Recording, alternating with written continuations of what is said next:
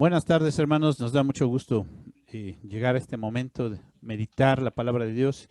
Hemos titulado la meditación el día de hoy, Iglesia, Costumbres, Propósito. Iglesia, Costumbres, Propósitos. Cuando estudiamos un poco sobre el término de iglesia, hemos visto que la palabra iglesia viene del griego eclesía, que literalmente quiere decir reunión.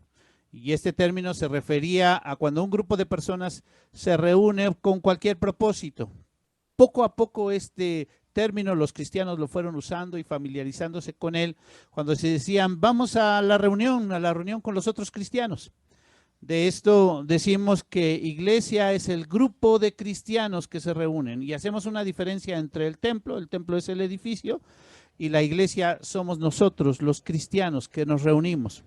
De este término también surgen otros términos relacionados que poco a poco se han ido formando, se han ido integrando y los vemos que la Escritura nos habla sobre ellos. Uno de los términos es la Iglesia Universal.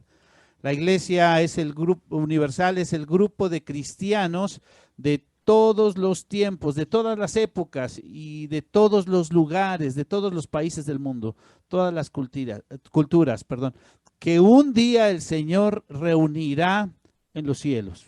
Esa es la Iglesia Universal. Como cristianos creemos en la Iglesia Universal. Otro de los términos que surgen también de esta expresión es la Iglesia triunfante, la Iglesia militante. La Iglesia triunfante, decimos, es aquel grupo de cristianos que ya se encuentran en la presencia del Señor, que ya partieron porque el Señor ya les llamó y pasaron la prueba de vivir aquí y han salido victoriosos. La iglesia militante, por otro lado, es la iglesia que actualmente se encuentra en el mundo, como el ejército de Dios, militando, luchando el día a día, viviendo la vida cristiana. Y así hay algunos términos que encontramos. Entre estos, uno de los términos que encontramos en la Biblia es el de iglesia local, que se refiere al grupo de cristianos que se reúnen en algún lugar específico. Nosotros, por ejemplo, somos la Iglesia Betania, aquí en la Ciudad de México, que nos reunimos en la colonia Escuadrón 201.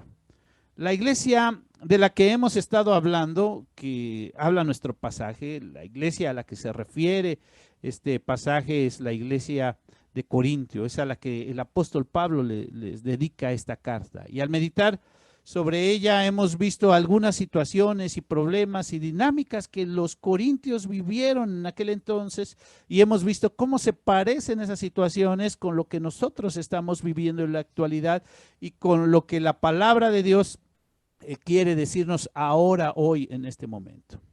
También hemos hablado de cómo cuando venimos al Evangelio, la cultura que nos rodea, los usos y costumbres, podríamos decirlo de esta forma, y las cosas que se viven a nuestro alrededor afectan directamente la vida de la iglesia. De una o de otra manera, podríamos decir, para bien o para mal, afectan la vida de la iglesia. Y en este sentido, cuando nosotros venimos también a alabar o al conocimiento de Dios, queremos agradar a Dios. Algunas de estas cosas para muchos parecen una carga, pero cuando realmente queremos agradar a Dios y cuando hablamos sobre ese deseo de querer honrarle, nos parece que es algo más ligero, esas cargas, esas cosas. Hablamos, por ejemplo, ya sobre el matrimonio y vimos cómo o podríamos decir hoy como en un mundo donde el matrimonio suena ya algo anticuado, Dios nos habla y nos invita a algo especial.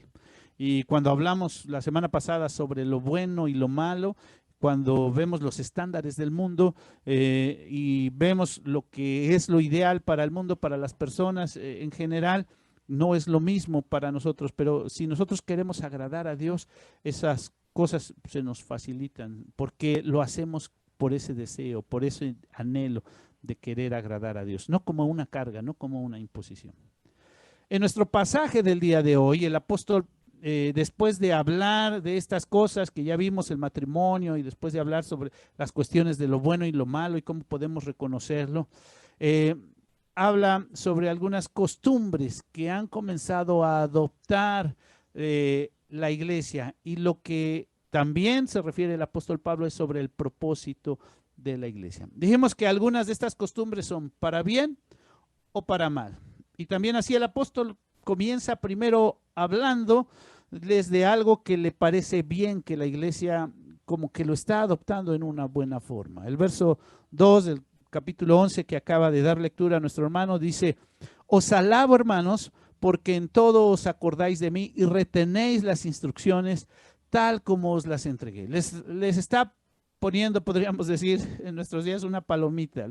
Aquí tenemos que decir que el tema que aborda también el apóstol Pablo en la primera parte de este capítulo es un tema de actualidad. En nuestros días es un tema que se está en nuestro día a día. ¿Cómo o cuál es ese tema? Podríamos hablar de la mujer y sus derechos, la igualdad de género, feminismo. Esa es la primera parte que toca el apóstol Pablo. Y como es un tema, he dicho, es un tema actual, es un tema también controvertido y es muy fácil que podríamos dedicar todo un seminario, una serie de conferencias al respecto, sobre todo si lo queremos analizar a la luz de la palabra de Dios. Pero al respecto tendríamos que decir que hoy día hay mucho que referirse a lo que dicen las Escrituras, principalmente algunos que desconocen, distorsionan por un lado, lo radicalizan y dicen, por ejemplo, la cultura judeocristiana devalúa el valor de la mujer. Eso es por un lado. Cuando alguien piensa en los derechos de la mujer y piensa en la Biblia, inmediatamente como que estigmatizan eso y dicen, no, los cristianos y eso devalúan el valor de la mujer, lo que realmente vale, la importancia, no le dan su importancia a la mujer. Pero otros, tratando de ajustar o tratando de agradar o quedando bien, se van a otro extremo, interpretando cosas que también la Biblia realmente no dice. Llegan a otros lados, como por ejemplo la ordenación de mujeres como pastoras, etcétera. Al ver brevemente nuestro pasaje, que es lo que vamos a hacer hoy realmente por lo limitado del tiempo, podemos llegar a algunas conclusiones sobre las recomendaciones que da el apóstol Pablo, que les está dando a la iglesia de Corintio y cómo les afecta y en ese momento y cómo podemos considerarlas nosotros hoy. En el primer cosa que vemos es el contexto. Usé hace un momento la expresión o el término judeocristiano. Y tenemos que decir en este caso que hay una diferencia entre cómo el judaísmo y algunas posturas de los judíos era hacia las mujeres y cómo el cristianismo y el Señor Jesús específicamente le da un lugar a las mujeres. Efectivamente, el judío consideraba a las mujeres como un objeto. Aunque la Biblia en el Antiguo Testamento les da un lugar especial, lo cierto es que el uso y la costumbre de los judíos con las mujeres era considerarlas inferiores. Y creo que hay muchos ejemplos de esto en la Biblia. Simplemente cuando se contaba a las multitudes, había una expresión que decía, sin contar a las mujeres y a los niños. Y esa expresión tenía que ver con su forma de pensar. Tenemos que decir que muchos cristianos también adoptaron esos usos y costumbres y como muchos judíos se convirtieron al cristianismo, venían con esas costumbres y siguieron algunos cristianos con esa manera de pensar. Pero lo cierto es que la Biblia, y específicamente vemos en los evangelios, que el Señor Jesús le dio un lugar especial a la mujer. Lo hizo en varias ocasiones y lo hizo de varias formas cuando se dirigía, por ejemplo, públicamente a las mujeres. Algunos ejemplos de estos, por ejemplo, es la mujer samaritana, quien además de ser mujer, era conocido por todos ahí en donde ella vivía por tener una vida licenciosa.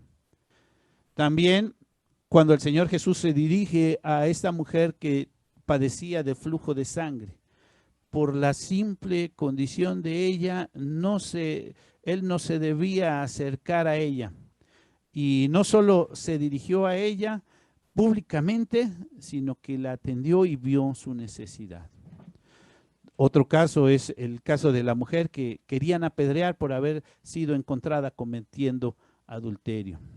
Y así podríamos seguir enumerando casos. María Magdalena, o al permitir el Señor Jesús que las mujeres fueran las primeros testigos de la resurrección, o cuando se cuenta el número de los discípulos, ahí en Hechos 1, los 120 se incluye también a las mujeres. El Señor Jesús siempre le dio un lugar especial a la mujer. Podemos también ver esa forma de pensar en la línea de los escritores sagrados, en este caso en la línea del apóstol Pablo. La Biblia le da un lugar especial a la mujer. Y en nuestro pasaje, en la iglesia de Corintio, la iglesia de Corintio era una iglesia multicultural, ya hemos hablado un poquito sobre eso, donde había judíos que se habían convertido al cristianismo, y griegos que anteriormente adoraban a Afrodita, y que lo hemos repetido también en este sentido. Podemos ver ahí un contraste, porque había estos judíos cristianos que probablemente tenían su concepto, su forma de tratar a la mujer, y había estos griegos que donde las sacerdotisas eran las mujeres. Y aunque también en la cultura griega podemos ver y estudiar que algunos filósofos también tenían en menos a las mujeres, lo que se estaba viviendo ahí en Corintio y lo que podemos recordar es que las que llevaban la batuta y las que controlaban el culto a Afrodita eran las sacerdotisas, las que estaban encargadas de eso, que literalmente su culto era la prostitución. En este contexto, el apóstol felicita y apoya las acciones que como iglesia están tomando ante esa situación. Creo que la razón principal porque el apóstol apoya esto, porque dice, porque todos los demás, la comunidad que está en torno de ellos, puede ver lo que están haciendo en esa tarea, en esa lucha o en ese sobrellevar estos dos formas de pensar que contrastaban. Hemos dicho el hombre y la mujer, y bueno, aquí el pasaje lo recalca, el hombre y la mujer valen lo mismo o delante de Dios son iguales. Y eso es una de las características o de uno de los aspectos que toca el apóstol Pablo en este pasaje. Tratando de resumir qué fue lo que dijo el apóstol Pablo, versículo 11 y 12, dice, pero en el Señor ni el varón es sin la mujer, ni la mujer sin el varón, porque así como la mujer procede del varón, también el varón nace de la mujer, pero todo procede de Dios. Esa es una de las cosas que deja ahí bien claro el apóstol Pablo. Delante de Dios, el hombre y la mujer valen lo mismo. Pero es algo importante también que recalca el apóstol Pablo. Delante de Dios valemos lo mismo, pero también algo es que somos diferentes.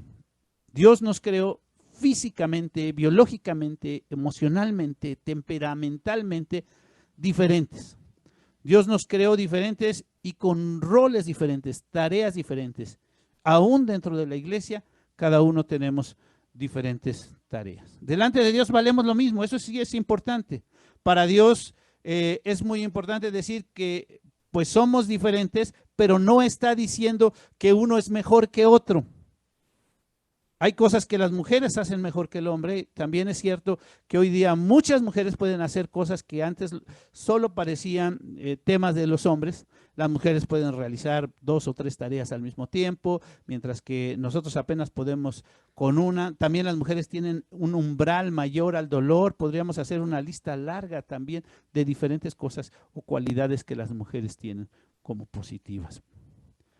Pero lo que hace énfasis aquí el apóstol es que somos diferentes y Dios creó así y Dios a cada uno dio un rol, una función. Repito, ese es todo un tema, el cual deberíamos de hablar también en algún momento sobre los roles, las funciones. Y en lo que debemos poner atención es en estos dos aspectos. Este es uno de los textos que usan algunos de los para hablar, por ejemplo, que se van de uno de los extremos para hablar sobre la ordenación de la mujer. Somos iguales delante de Dios. Pero si vemos el contexto, lo que hemos estado hablando, precisamente el apóstol está hablando y les está diciendo a los corintios que estaban acostumbrados sobre los roles o sobre el papel de la mujer dentro de la iglesia. Entonces, ellos estaban acostumbrados a tener sacerdotisas y él lo que les está hablando es sobre lo bien que están haciendo en ver las diferencias y el papel y el rol que Dios les ha encomendado a cada uno. Delante de Dios, entonces decimos, el hombre y la mujer valen lo mismo, pero Dios nos creó diferentes. Y esto no significa que uno es mejor que otro, simplemente que tenemos diferentes funciones. Los hombres nunca vamos a poder dar a luz, y bueno, diríamos que no en una forma natural. Alrededor de nosotros hay muchas formas de pensar, dice el apóstol Pablo al final de esta parte, cita primero, y muchos argumentos, y va a haber mucha gente que va a querer discutir sobre esto. Fíjense cómo lo dice versículo 16. Todo esto, si alguno quiere ser contencioso, nosotros no tenemos tal costumbre, ni las iglesias de Dios. Y está hablando más bien sobre el aspecto de ser contenciosos. Nosotros no queremos discutir sobre esto, nosotros sabemos lo que Dios ha hecho. Y entonces podríamos decir que en esta primera parte el apóstol felicita a las iglesias, van bien, en medio de esta sociedad que se desenvuelve, en la que muchos no le dan un valor a la mujer, el valor que tienen, la menosprecian, la maltratan o la humillan, y en ese contexto tenemos que cuidar, no caer como cristianos, tenemos que cuidar como cristianos mucho esa parte de darle a la mujer el valor que tiene, pero también debemos de cuidarnos, no irnos al otro extremo, en donde algunos pues expresan su molestia y han pedido en todo sentido que haya derechos para la mujer, pero al hacerlo cometen faltas iguales o peores de los que están cometiendo. El segundo asunto que trata el apóstol Pablo desde el principio, les expresaba que había molestia y les dice que en esa parte él no está contento, que la parte principal del culto, ellos han perdido el propósito, la razón de ser de la iglesia. Repito, el segundo asunto que trata el apóstol Pablo, desde el principio les expresa su molestia, porque han perdido todo sentido y propósito y la razón de ser como iglesia. Vean, versículo 17. Dijimos, la iglesia es la congregación de los santos. Al anunciaros esto que sigue, no os alabo, dice ahí en este versículo 17, porque os congregáis no os congregáis, para lo mejor, sino para lo peor. No os congregáis para lo mejor, sino para lo peor. Y aquí la primera pregunta que hacemos, ¿cuál es el propósito que como cristianos tenemos para reunirnos? ¿Cuál es el propósito que como cristianos, o por qué nos reunimos los cristianos? Creo que podríamos hacer una lista grande de, bueno, ¿para qué nos reunimos los cristianos? Cuando hacemos la pregunta, ¿cuál es el fin principal del hombre? Otra forma de hacer esta misma pregunta es, ¿cuál es el propósito del hombre? ¿Cuál es la razón de ser del hombre? Nosotros contestamos como cristianos, el fin principal del hombre o la razón de ser del hombre, el propósito del hombre es glorificar a Dios y gozar de Él para siempre. En ese mismo sentido, en esa misma dirección, podemos hacer también la pregunta al referirnos a la iglesia. ¿Cuál es el fin de la iglesia? ¿Cuál es el propósito de la iglesia? ¿Cuál es el propósito de que nos reunamos como cristianos? La razón de que estemos juntos como cristianos. Y tenemos que contestar en el mismo sentido. El fin, el propósito de que nos reunamos como cristianos es que juntos glorifiquemos a Dios y gocemos de Él para siempre. Sí, nos reunimos para hacerlo juntos. Cada quien podría decir, ay, yo mejor lo hago aquí yo solito, en vez de hacerlo con esos cuates que pues son doble cara o que son muy volubles o que son muy hipócritas. Pero si lo hiciera así solito, pues ya no es iglesia, o sea, ya no es reunión. ya no es la comunión de los santos. Y la iglesia nos enseña en muchas formas, la Biblia, que la iglesia se trata de que nosotros lo hagamos juntos. ¿Por qué? ¿Por qué es importante que lo hagamos juntos? Porque nos desarrollamos, porque en la iglesia crecemos. Es la forma que realmente damos evidencia de que lo que decimos es real, es verdadero. Dije que hay muchos pasajes que nos hablan sobre esto. Y un ejemplo, voy a dar nada más algunos poquitos ejemplos, es Efesios capítulo 4. Toda la primera parte de Efesios capítulo 4 habla acerca de lo importante que es que los cristianos estemos juntos. ¿Y cuál es el propósito? Porque los cristianos debemos de estar juntos. Dice el versículo 2, Efesios 4, 2, con toda humildad y mansedumbre soportarnos con paciencia los unos a los otros en amor. Está hablando sobre la unidad. Y luego al 15 y 16 de este capítulo 4 de Efesios dice, sino que siguiendo la verdad en amor crezcamos en todo aquel que es la cabeza, esto es Cristo, de quien todo el cuerpo bien concertado y unido entre sí por todas las coyunturas que se ayudan mutuamente según la actividad propia de cada miembro, recibe crecimiento para ir edificándose en amor. Es importante que estemos juntos porque así crecemos. Es importante que estemos juntos porque así nos desarrollamos, porque no podría crecer en nuestra mano un dedito solo, sino tiene que crecer junto con todo el cuerpo. Estamos unidos. Además, también nos dice la Biblia que estamos unidos para dar evidencia, algunos dicen para dar testimonio de lo que Dios está haciendo en nuestra vida. Y así lo dijo el mismo Señor Jesucristo en su oración pontificial, allá en Juan capítulo 17. Fíjense en el versículo 21, Juan 17, 21, dice así, para que todos sean uno, como tú, oh Padre, en mí y yo en ti, para que también ellos sean uno, como nosotros, para que el mundo crea que tú me enviaste. Fíjense lo que está diciendo el Señor Jesús. Si ellos están unidos, el mundo va a creer que tú me enviaste. Es decir, que la gente se va a dar cuenta quiénes somos y qué es lo que Dios está haciendo en nuestra vida y cómo nos tratamos. Cuando ven en nosotros eso, entonces las personas se dan cuenta de lo que Dios está haciendo. La Biblia nos dice que sí nos debemos reunir. La Biblia nos enseña que es importante que nos reunamos. En Hebreos 10:25 dice, no dejando de congregarnos, ya, no dejando de reunirnos, como algunos tienen por costumbre, sino exhortándonos y tanto más cuando veis que aquel día se acerca. Es importante que no nos dejemos de reunir. La iglesia es una de las instituciones que Dios creó para el desarrollo de las personas. Repito, la iglesia es una de las instituciones que Dios creó para el desarrollo de las personas. La primera institución que Dios creó para el desarrollo de las personas es la familia. Ahí en el Edén. La familia o en la familia las personas se desarrollan, crecen, aprenden. Es nuestro núcleo primario. Ahí aprendemos cosas buenas, cosas malas. Ahí aprendemos muchas cosas. Generalmente la mayor parte de lo que somos lo aprendimos ahí en la familia. La segunda institución que Dios creó es la iglesia. En el Antiguo Testamento podríamos decir el pueblo de Dios. Ahí la iglesia es donde los cristianos crecen, aprenden. En la convivencia aprenden las cosas buenas y las cosas malas. Ahí se aprende. Tenemos que decir que no hay familia perfecta, ni tampoco hay iglesia perfecta.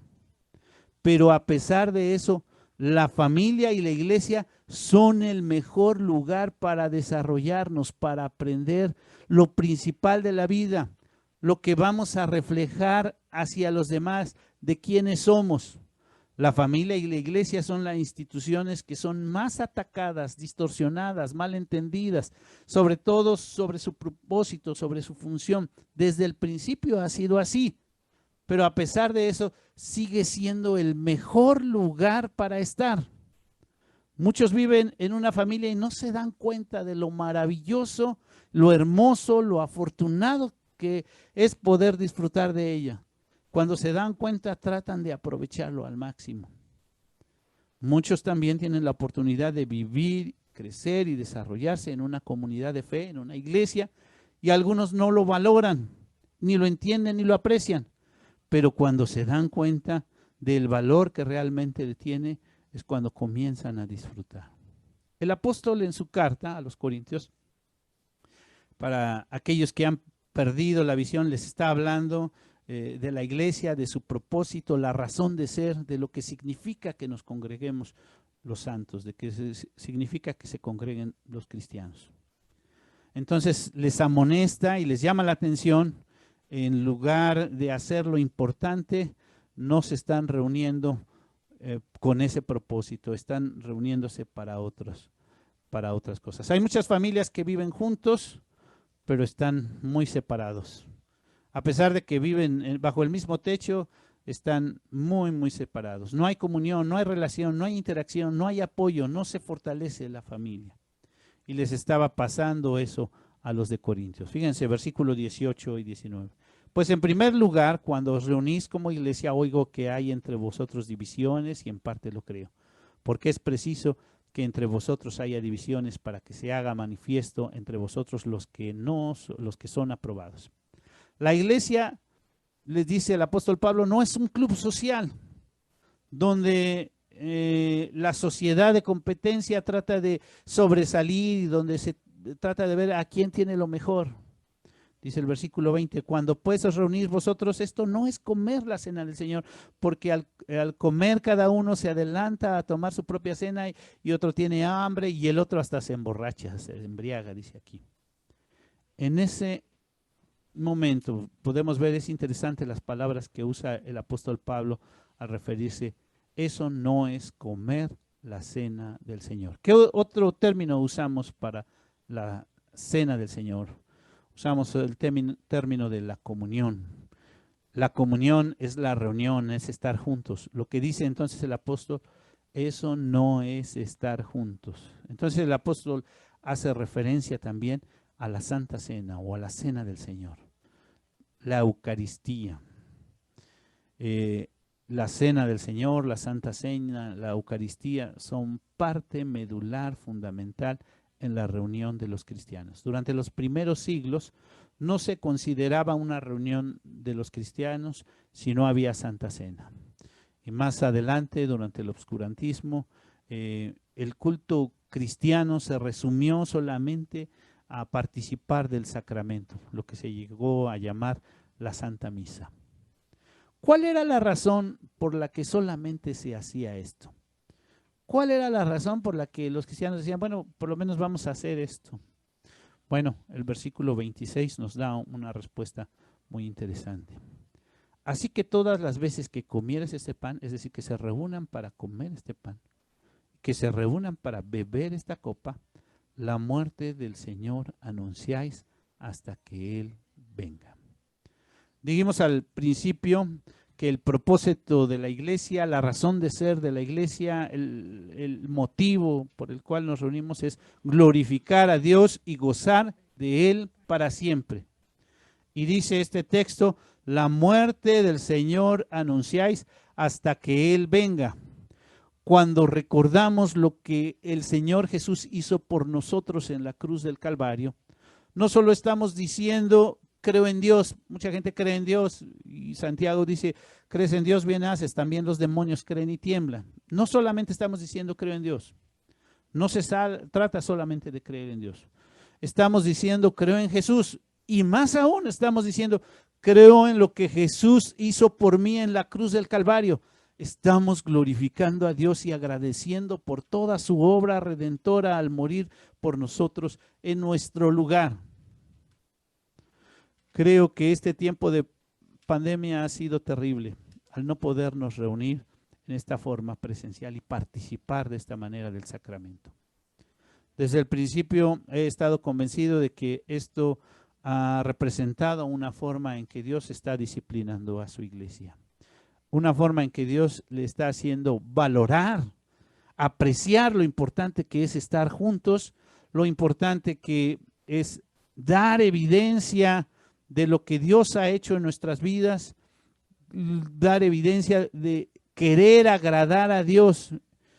Y es cuando valoramos este sacramento como este medio de gracia, que cuando participamos del pan y de ese vino, representa realmente el cuerpo y la sangre del Señor Jesucristo, que no merecíamos, porque la gracia es esa parte que no merecemos, no lo merecemos, nadie lo merecemos, por muy buenos que consideramos que somos, solamente por su gracia Dios dio su vida por nosotros.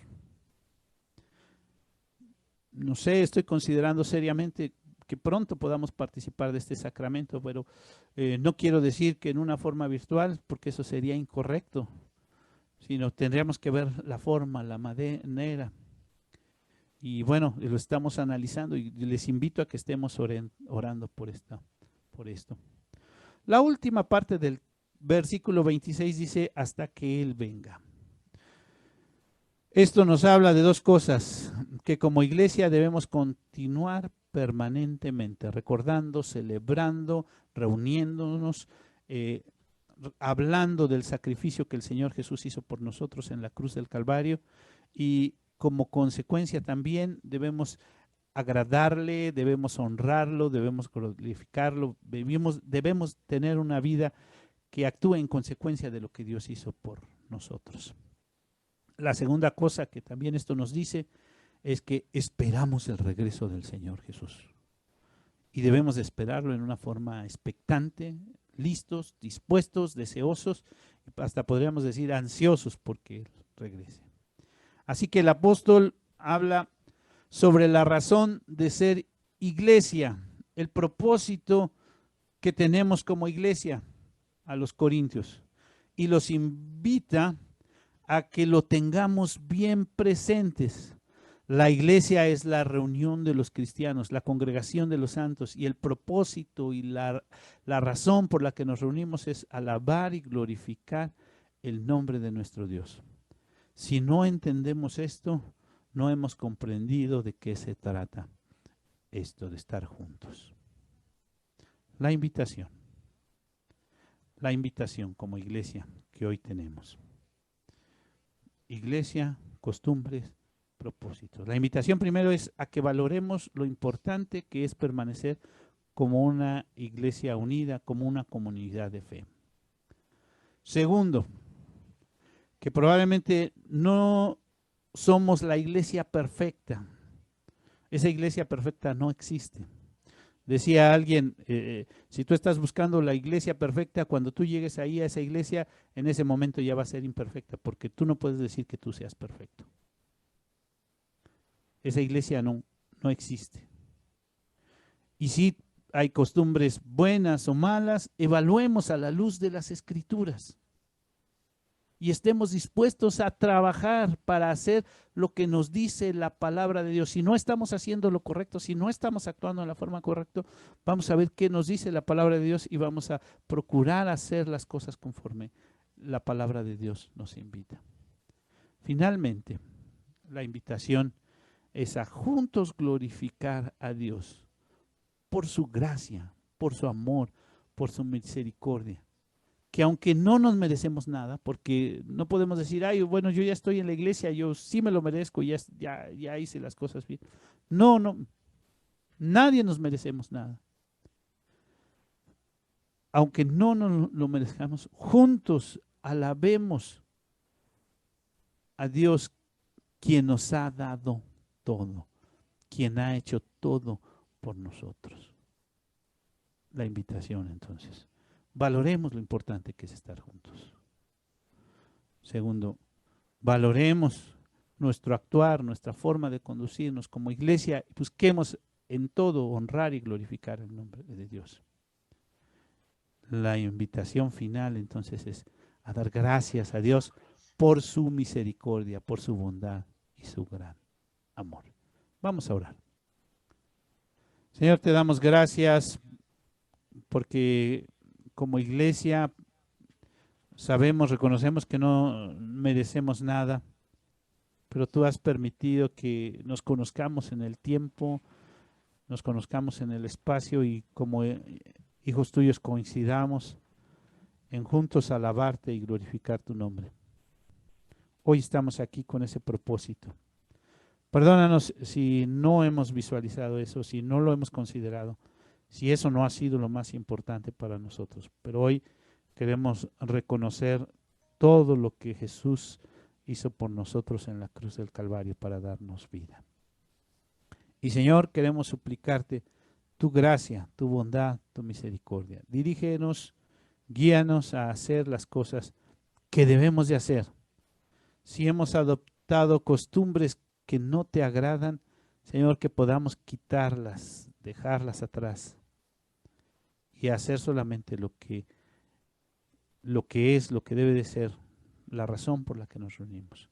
Alabar y glorificar tu santo nombre. Señor, pues te lo pedimos, te lo rogamos en el precioso nombre de Cristo Jesús nuestro Señor.